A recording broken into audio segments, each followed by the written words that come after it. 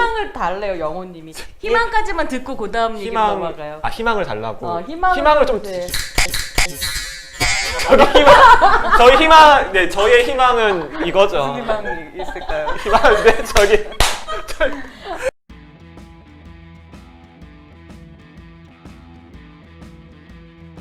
정치인들이나 정치 컨설턴트들이 진짜 헷갈리는 거, 정말 크게 착각하는 것 중 하나가 뭐냐면, 한국에서 어떤 정도 이 서울시장 후보가 될 수 있는 지위 정도에 올라 있는 여성 정치인들 중에 여자 엄마 이미지를 가지고 있는 정치인은 거의 없습니다.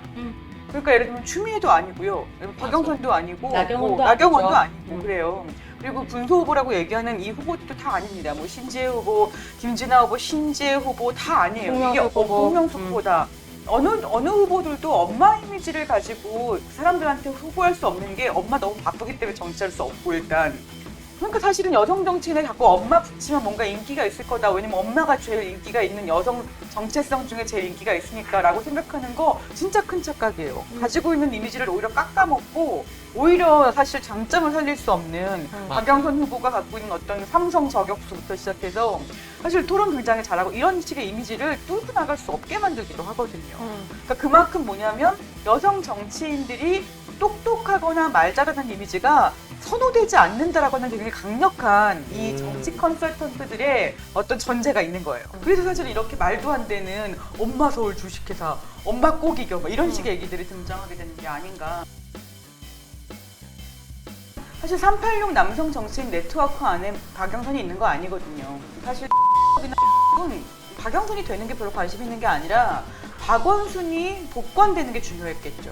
그러니까 사실 그들은 이 박영선을 돕는 선거가 아니라 이 박영선이 이김으로써 박원순의 어떤 억울함이 풀어지는 이런 방식으로 접근했을 가능성이 높은데 굉장히 큰 패착이었을 겁니다. 왜냐면 그들이 가지고 있는 법을 안에서 박원순은 문제가 없는 사람인데 그 법을 바깥에 있는 대중들은 완전히 다르게 생각하고 있다. 이런 거에 대한 인식이 거의 없는 상태예요. 일단 정권을 잡았고 그리고 지금 어떤 식의 기득권 안에 있는 이 386 남성 네트워크 중심의 정치인들은 이것에 대한 대중 정서라고 하는 것들을 읽어내는 능력을 완전히 실패했거든요. 그러니까 그들은 그런 식으로 말하는 게 내가 그렇게 말했을 때 칭찬해주거나 좋아하는 사람들 주변에 있으니까 그렇게 말해도 문제가 없을 거라고 생각을 했을 겁니다. 자기 계산이 있는 거죠. 자기의 표로는 가지고 올 수 있는 거예요. 어떤 사람들은. 그런데 예를 들면 박원순을 그리워하는 사람이 박영선 표는 또 아니었다는 거죠. 하지만 박원순을 그리워하는 사람들이 한테 표를 줄 수 있거든. 각자 자기 정치한 거예요. 그러니까 여기서 정말 욕이 나오는 거죠. 이 와중에도 박영선 되는 데는 관심이 없고 자기 정치를 했다고 하는 부분에서 저는 정말로 사실은 제가 박영선이라면 되게 빡치는 부분이 거기였겠다라고 생각하는 것들이 좀 있습니다. 이렇게 얘기하면 제가 박영선을 지지하는 것처럼 보이지만 전혀 그건 아니고요. 박영선을 되는데 전혀 기여하지 않으면서 자기 정치를 했던 그 민주당의 남성 정치인들이 사실은 이 문제에 대해서 이 엄청난 참패를 예고되는 이 문제에 대해서 민주당 내에서 평가를 받아야 된다고 생각해요. 듣다 보니 드는 생각이 민주당이 한동안 강조했던 게 원팀 정치이기도 했잖아요. 근데 그 원팀 정치가 중심에 남성이 아닌 여성이 있었을 때는 전혀 작동하지 않았다. 뭐 이렇게도 볼 수도 있겠네요. 원팀은 사실은 남성 원팀이었으니까요. 그 원팀을 되게 제일 많이 활용했었던 게 강원도의 최문순 도지사 선거 때 원팀이라고 같이 나와가지고 춤췄는데 전부 다 남자였었잖아요. 그렇죠. 저는 사실은 54%의 우리가 투표율이 있었죠. 보궐선거 투표율 치고는 굉장히 높은 투표율이었습니다. 그리고 투표하시러 가신 분들은 다 경험했겠지만 비닐 장갑을 끼고 2m를 지켜가면서 투표를 했어요. 그런 식의 어려움에도 불구하고 정말 국민들이 성심을 다해서 투표에 참여하게 됩니다. 근데 지금이 어떤 시기냐면 우리가 지금 뭐 3차 팬데믹, 4차 팬데믹 얘기하는 엄청나게 코로나가 확산되고 있는 시기거든요. 그러니까 이런 시기에도 불구하고 이제 시민들이 투표를 하러 나왔다라고 하는 것이 정말 엄중한 의미를 가지고 있다. 그만큼 정치에 뭔가 기대하고 있는 바가 있거나 정치에 실망한 부분들이 있다라고 생각하거든요. 그런데 지금 정치가 지금 나와 있는 두 시장 후보의 대표적인 1, 2위가 했던 얘기는 정말 개발 규제를 해소하겠다라는 얘기, 그러니까 정말 코로나 뭐 방역을 어떻게 하겠다는 얘기도 없었고, 없었어요. 그리고 2020년에 핵심적인 의제는 디지털 성범죄였거든요. 그 문제도 사실은 핵심 이슈로 전혀 얘기하지 않았습니다. 그러니까 국민의 안전, 시민의 안전과 방역과 관련된 가장 기본적으로 지금 서울시장이 해야 될 이야기를 어떻게 할 것인가에 대한 얘기가 완전히 실종된 선거였죠. 그런 부분들이 저는 정말로 평가해야 되는 선거였다라고 생각을 합니다. 그러니까 이게 그렇게 생각해보면 왜 그랬을까라고 하면 국힘에서는 코로나 방역을 이야기하는 것이 사실 국힘에게 유리하지 않았을 거고 어차피 K방역의 신화라고 하는 것이 있으니까. 근데 민주당에서는 또 백신으로 하도 공격을 받고 있다 보니 이게 정부에서 K방역과 백신 문제를 해결할 일이지 서울시장이 해결할 일은 아니다라는 식으로 약간 손을 떼는 건 아니었을까?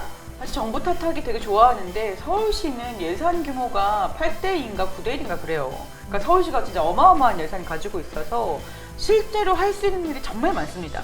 그러니까 방역의 책임이라고 하는 것이 뭐 중앙정부가 백신을 얼마나 확보하냐에 있다고 치더라도 그러니까 사실 지방자치단체장이 방역과 관련되어 있는 가이드를 어떻게 줄 것인지 그리고 어떻게 시민들에게 그것들을 설득해내고 신뢰를 쌓을 것인지 여기서 실패하면 사실은 정말로 돌아갈 길이 없이 엉망이 되고 우리가 그것을 다른 나라인 트럼프가 얼마나 엉망으로 대처했을 때 난리가 났는지 봤잖아요. 그러니까 사실 지금 1년 동안은 정말 코로나를 어떻게 대처할 것인가 이 시장이 그것과 관련된 준비가 얼마나 돼 있느냐가 물어졌어야 되기도 합니다. 그래서 사실은 저는 정말 더불어민주당 전략을 이해할 수가 없다, 조금도. 왜 여기서 개발을 들고 나오냐, 지금 우리가 2021년도에 개발하게 생겼냐. 근데 LH 사건 때문에 그랬겠죠. 아, LH가 너무 LH가 너무 컸죠. 너무 크게 터져가지고. 그러니까 지금 제가 생각하는 2021년도에 시장이 해야 되는 일이라고 생각했을 때 오세훈 후보가 기본적인 시장 일을 다 따라가서 그걸 열심히 하겠다고 하면 그 다음 선거가 안 될 거예요. 왜냐면 그 지금 뭔가 상황이 안 좋아지면 다 그거 박원순 탓이고 더불어민주당 탓하기 좋거든요.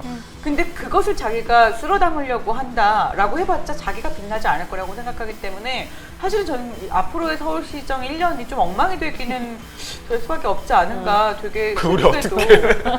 그리고 서울시장이 얼마나 크게 많은 문제를 일으킬 수 있는 사람이냐면 제가 알고 있기로 서울시에 한 2,000개 정도 되는 일자리의 그 수장들 포함해서 그 사람들을 시장이 고용할 수 있는 그 권한이 있어요. 그러니까 진짜 어마어마한 예산과 구체적인 실행을 지시할 수 있는 그런 권한을 가지고 있기 때문에 그 과정에서 그러니까 관료들을 어떤 부분들 관료들은 지금 사실 소위 말해서 서울시 지난 10년간의 박원순 시정 때 각각의 전문성을 가지고 들어간 어쩌다 공무원이 된 사람들이 아마 싹 갈리겠죠. 그러면 그 사람들이 주로 어떤 위치에 있냐면 혁신 영역에 있는 사람들일 겁니다. 그러니까 마을 만들기나 혹은 성평등이나 혹은 청년 정책이나 이쪽 사람들이 다 갈려 나갈 거거든요. 근데 그 공간에 있는 그 서울시 예산들이라고 하는 게 다 빠지게 될 거예요. 그리고 그럼 거기에 누가 들어가게 되느냐? 우리가 알고 시작해서 부터 시작한 그런 종류의 사람들이 쭉 들어가게 될 거예요. 그러면 이제 어떤 풍경인지 갑자기 신필규 씨의 얼굴에 되게 수심이 가득해지는데 뭐 그런 일들이 벌어지게 돼요. 마음으로 마시죠. 1년 안에 다 망칠 수 있어요, 그걸? 1년 안에 다 망칠 수는 없지만 거기에 들어가는 중요한 예산들에 대한 결정을 늦게 하거나 아니면 그것을 이제 사실 얼마든지 방해할 수는 있는 거죠. 비례 대표제가 더 강화된 형태의 선거제도 개편이 정의당한테 도움이 될 거라고 기대를 했을 텐데 그 기대가 완전히 망하고 그리고 실제로 정의당이 가진 표보다 더 적게 비례후보에 당선시키게 되는 실패를 이제 맛보게 되면서 사실 더불어민주당이 그런 무리수를 두고도 180석을 얻게 됐단 말이죠. 그러니까 진보를 얘기할 수 있는 정치적 공간을 다 잡아먹은 거예요, 더불어민주당이. 그러면 더불어민주당이 그걸 중심으로 책임을 져야 되는데 그 책임을 지지도 않은 채 어떤 정책과 정견의 부분에서는 더 퇴보를 해버렸던 거죠. 그리고 남아있는 정말 군소 후보들이 저는 지금의 모습이라고 생각을 하게 되기도 합니다. 그러니까 사실 정말 바랬던 게 지금의 군수 후보들이 이거보다는 더 표를 받았어야 된다고 생각해요. 맞아요. 그런데 그렇지 못하게 된 거죠. 그 4명 중에 누가 그나마 더 표를 얻게 될까? 매주일까가 궁금했는데 지금 왜 그 출구조사를 보면 3%를 뭐 8명 정도가 나눠 먹어야 되는 상태가 됐기 때문에 의미 있는 차이를 발견하기 되게 어려워질 수도 있겠다. 그런 부분에서도 사실은 지금 이번의 선거가 정말 많은 정치적 공간이라고 하는 것을 가능하지 못하게 만들어 버렸구나라고 하는 거에 좀 참담하기도 합니다. 사실 어떻게 보면 민주당은 그 비례위성 정당을 하면서 사실 잘 후보 검증이 제대로 되지 않고 한편으로는 또 뭐 끌어오고 싶은 후보들을 너무 빨리 원래 활동하던 자리에서 충분히 잘 정리하고 올 수 있는 시간을 준 게 아니라 와라 하고 뚝 뜯어다가 비례위성 정당에 넣어버리고 이런 방식으로 진행을 하면서 민주당도 그렇고 그러니까 활동도 그렇고 여러 가지 진보 활동이라보다 사회 번역 활동들이라고 할까요? 맞아요. 너무 큰 타격들을 입었죠. 사회운동 전반이 사실은 굉장히 큰 타격을 입은 상태가 돼버렸죠. 그 영역의 사회운동의 몫이라고 하는 게 완전히 흡수돼 버렸다. 근데 그게 흡수가 누구로 됐냐? 박영선으로 된 거예요. 이럴 수가 있는가라고 생각하면 사실은 전반적인 책임은 정말로 더불어민주당한테 저는 있는 것 같아요. 그러니까 지금 37% 그렇게 가져갈 문제도 아니었던 거죠. 오히려 다른 식으로 좀 나눠졌어야 되는 것이 아닌가. 그리고 정말 후보를 안 냈어야 된다 이럴 거면. 그리고 다른 영역의 의제들을 가지고 새로운 얼굴들이 지금 정치적 공간에 등장할 수 있게 만들어줬으면 그나마 사실은 어떤 희망을 우리가 찾아볼 수 있었겠다라고 하는 생각이 다시 한번 듭니다. 저는 박근혜 대통령 당선 확정되고 난 다음에 극장에 가서 레미제라블을 봤습니다. 그때 레미제라블이 개봉하고 있었고요. 그래서 Can you hear the people sing을 함께 부르면서 눈물을 막 흘리면서 민중이여 일어나라 뭐 이러면서 안 일어났잖아요, 근데. 그렇죠. 하지만 우리에겐 2016년 촛불이 있었죠. 근데 결국 그때 일어났다. 사실 너무 고통스러워하고 있었는데 옆에 광주 출신 친한 언니가 그런 얘기를 했어요. 이거 한 번 진 거 갖고 너 이렇게 하는 거냐? 우리는 싸워왔다. 뭐 이렇게 얘기를 하면서 이거 가지고 네가 그렇게 누워있을 일이 아니다. 그래서 일어나서 레미제라블을 보러 갔죠. 그러니까 저는 사실은 여러분들이 술 취할 시간이 없다고 생각합니다. 그러니까 앞으로 1년 동안 그리고 사실 1년 내내 오세훈 후보가 서울시정을 어떻게 하는지를 그러니까 이제부터는 정말 시민 감시가 필요해요. 그래서 어떤 문제들을 지금 일으키고 있는지를 잘 조사해서 계속 그 문제를 가시화시키고 그리고 운동하고 그러니까 사회운동이 다시 시작되는 시간으로 저는 1년이 있어야 된다고 생각하거든요. 그러니까 우리는 민원으로 어떤 민원 정치가 답인가요? 서울시와 관련된 이 통치를 어떻게 제대로 하고 있는지 이것과 관련된 이후에 사실은 정치가 지금은 필요한 시간이라고 생각하고 그걸 하는 과정에서 우리가 어떤 식의 힘을 모아가는 그 작업이 정말로 또 필요한 것 같아요. 개인적으로 이 선거 후유증을 좀 견딜 수 있는 팁을 좀 드리자면 저는 두 분간에 좀 차이를 주기 위해서 메뉴로 얘기를 하겠습니다. 여러분 맥주하고 와인을 섞어서 드세요. 이게 무슨 말이야? 그러면은 여러분 이게 뭐가 좋냐면요. 여러분이 이성을 찾고 눈을 떴을 땐 이미 토요일이에요. 그러니까 적어도 이틀은 괴롭지 않을 수 있어요. 저희 말씀하시는 동안 또 은하선 작가님이 또 여기 나 여기 있지롱.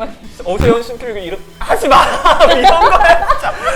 너무 아니 엉클게 떠나 진짜. 잠깐만 은하선 쌤이 지금 뭐라고 하는지 너무 서울시장 사이버 가수와 에스파는 나야 둘이 될 수 없는 시장.